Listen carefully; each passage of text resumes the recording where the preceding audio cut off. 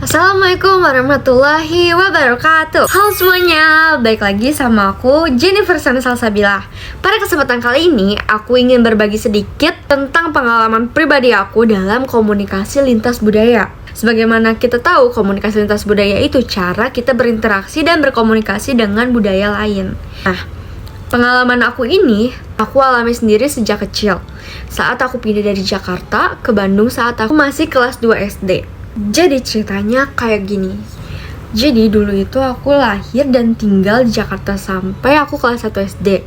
Terus sebagai anak yang udah tumbuh di lingkungan Betawi gitu ya kan. Jadi aku terbiasa dengan cara berbicara yang terbuka dan belak-belakan. Namun saat aku pindah ke Bandung, aku mengalami culture shock. Mulai dari cuaca yang lebih dingin, lingkungan sosial yang beda gitu kan.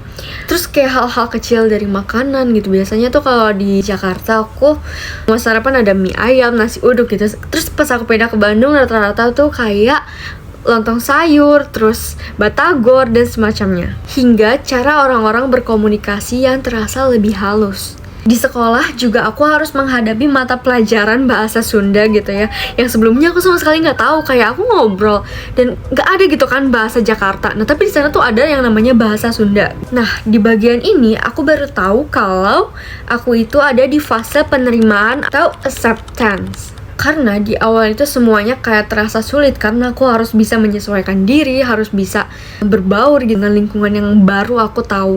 Aku sering kayak salah nangkap kan, karena mereka ngomongnya lembut dan halus banget kayak iya ya kayak gini, enggak kok. Nah aku kan kayak ngerasanya oh mungkin gak kenapa-napa. Ternyata mereka kayak ngomong sehalus itu belum tentu mereka setuju sama pendapat kita. Tapi seiring berjalannya waktu aku ngerasa kalau ini tuh bukan sesuatu yang salah. Karena di tahap ini aku udah mulai menerima dan mencoba menghargai perbedaan. Selanjutnya aku masuk ke tahap adaptasi.